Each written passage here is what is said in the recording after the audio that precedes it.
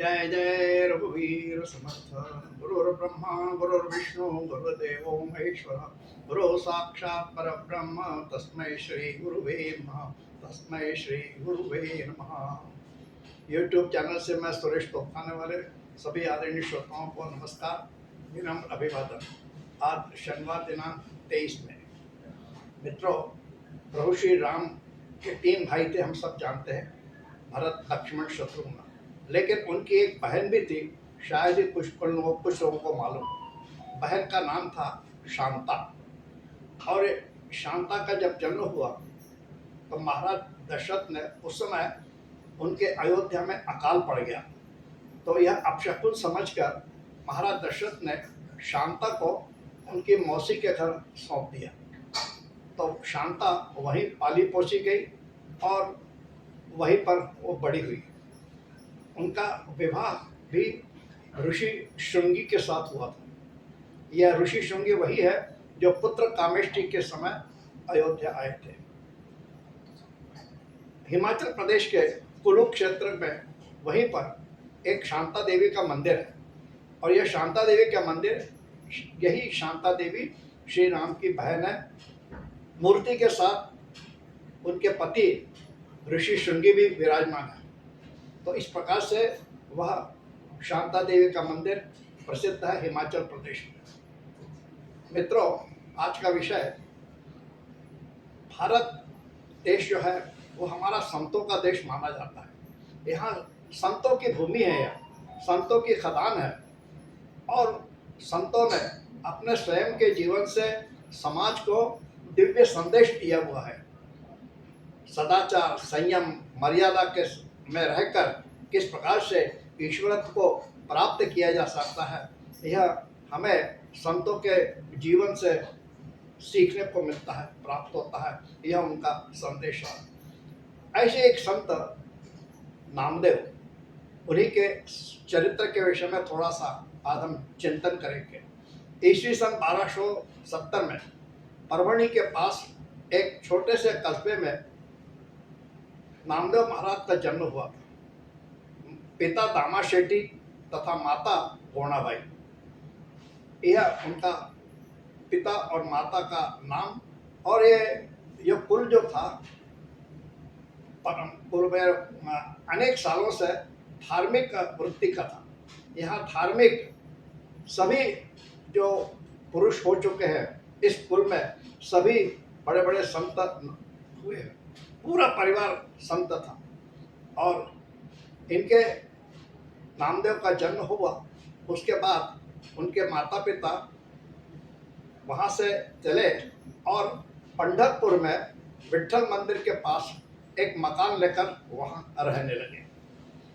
विट्ठल भक्ति इनकी थी और पूरा परिवार विट्ठल भक्ति में डूबा रहता था।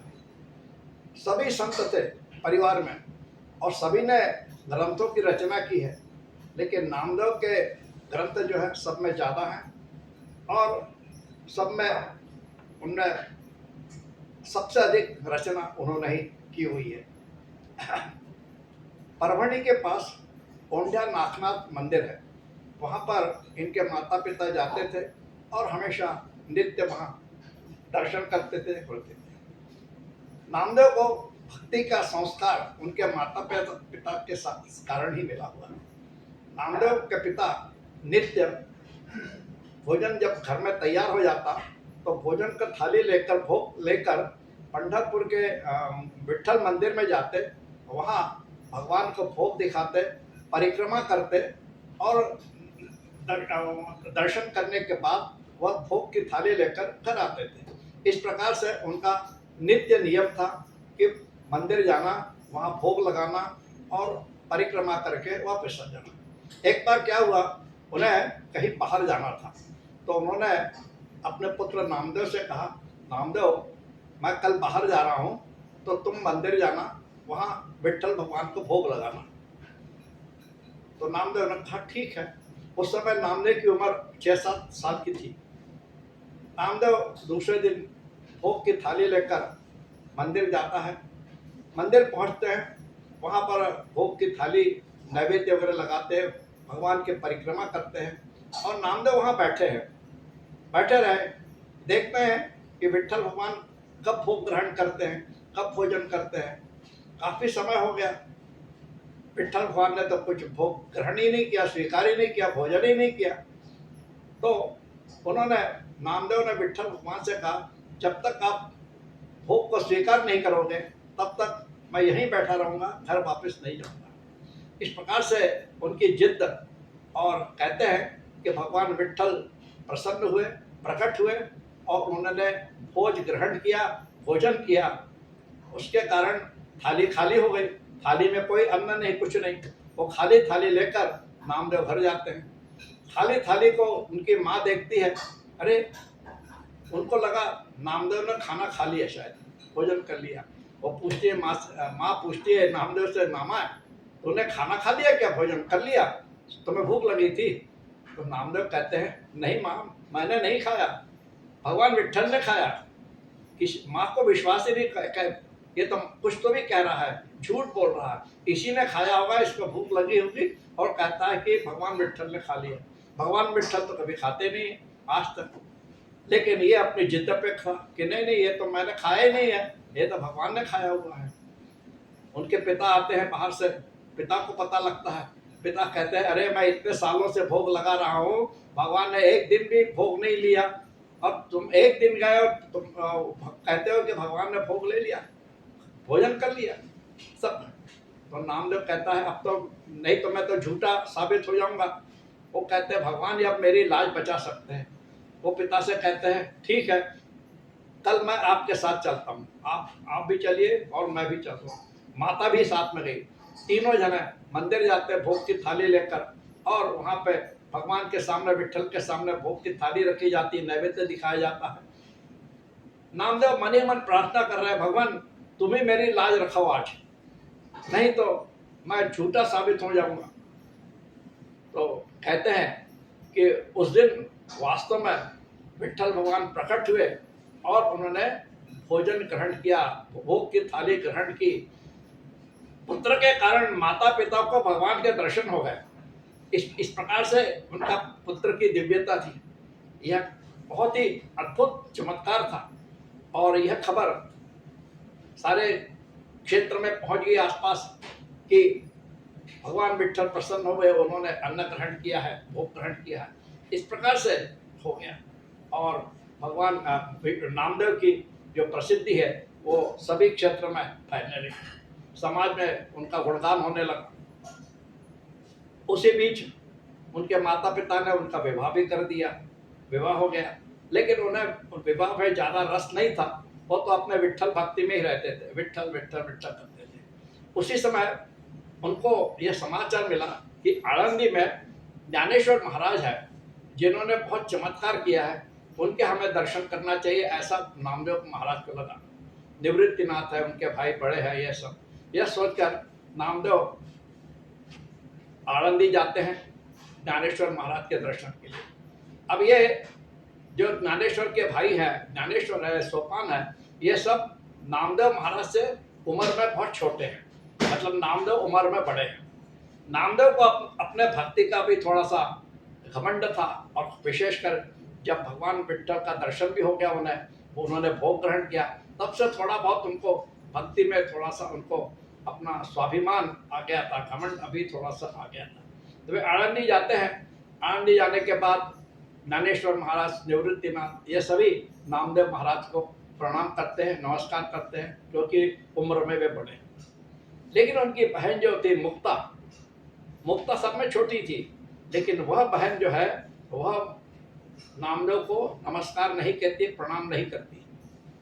वो समझ गई थी, जान गई थी कि नामदेव में कुछ तो भी भक्ति का किंतु है, भक्ति का उन्हें थोड़ा सा घमंड है, स्वाभिमान है, तो इसलिए उन्होंने उनको नमस्कार नहीं किया। उसी समय संत गोरा कुंभार भी वहाँ थे, तो मुक्ता ने गोरा कुंभार से कहा, गोरोबा काका, यहाँ पे कच्चा घड़ा कौन सा है बताइए। तो कुंभार तो थे, वो उनको घड़े की तो बहुत कैसी परीक्षा की जाती मालूम है। तो उन्होंने वहाँ से एक लकड़ी उठाई और हर एक के सिर पर मारना शुरू किया। सब में पहले निवृत्तिनाथ के सिर पर मारा, निवृत्तिनाथ को कुचरी हुआ, फिर ज्ञानेश्वर महाराज, फिर सोपान महाराज, तीनों को कुचरी हुआ। और जब नामदेव महाराज के सिर पर मारा तो नामदेव महाराज जोर से चिल्लाए। तब मुक्ता कहती है यही कच्चा घड़ा है। पूरन कुमार कहते हैं हाँ हाँ यही कच्चा घड़ा है।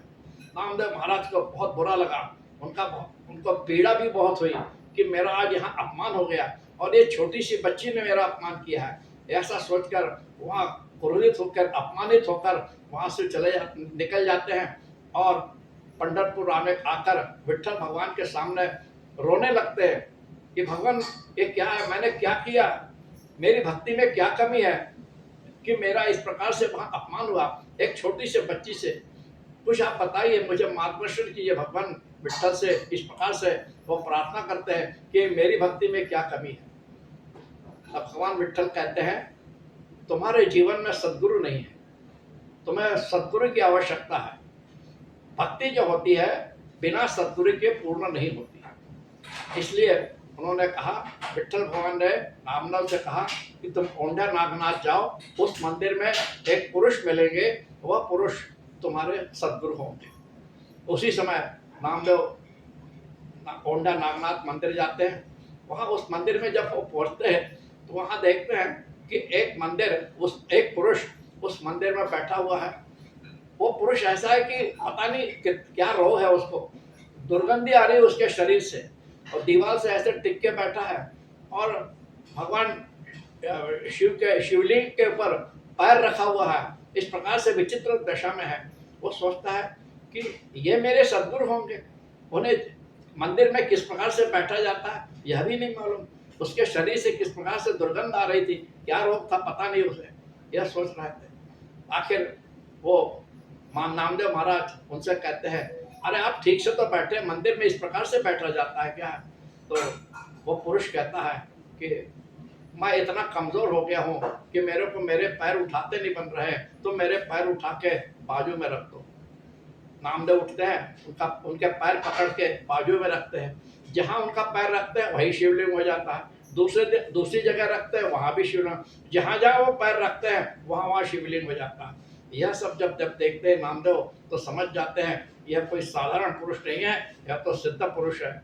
उन्होंने जैसे ही उस पुरुष की ओर देखा तो वो दुर्गंधी वाला पुरुष नहीं था, वहाँ एक दिव्य ब्राह्मण खड़ा था और उसका नाम था विशोबा खेचर।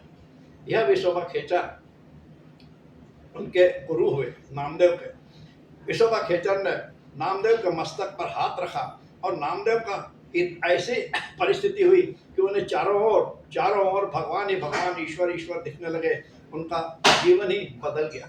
जिस प्रकार से रामकृष्ण परमहंस ने विवेकानंद के मस्तक पर हाथ रखा और विवेकानंद का जीवन बदल गया, उसी प्रकार से नामदेव का जीवन बदल गया। यानी सद्गुरु की किस प्रकार से आवश्यकता होती है जीवन में, सद्गुरु के बिना जीवन अधूरा माना जाता है। इस प्रकार से संत नामदेव महाराज ने पिछड़ी जाति का बहुत उत्थान किया। समाज में जो उन्होंने काम किया है, पिछड़ी जाति का उत्थान करके उनको उचित स्थान दिलाया है। नामदेव महाराज का काम सिर्फ महाराष्ट्र में ही नहीं है, बल्कि महाराष्ट्र के बाहर जाता है। पंजाब, गुजरात, मालवा, राजस्थान, यानी उत्तर भारत में सभी जगह नामदेव महाराज का भ्रमण हुआ है। उन्होंने अपना कार्य वहाँ स्थापित किया है और मराठी संत होते हुए भी उन्होंने हिंदी ग्रंथों की रचना की है। हिंदी काव्य उन्होंने रचे हुए, उनके लिखे हुए 61 हिंदी काव्य जो है वह अमृतसर के गुरु ग्रंथ साहिब में आज भी हमें देखने को मिलते हैं। इस प्रकार से उनकी रचनाएं प्रसिद्ध है।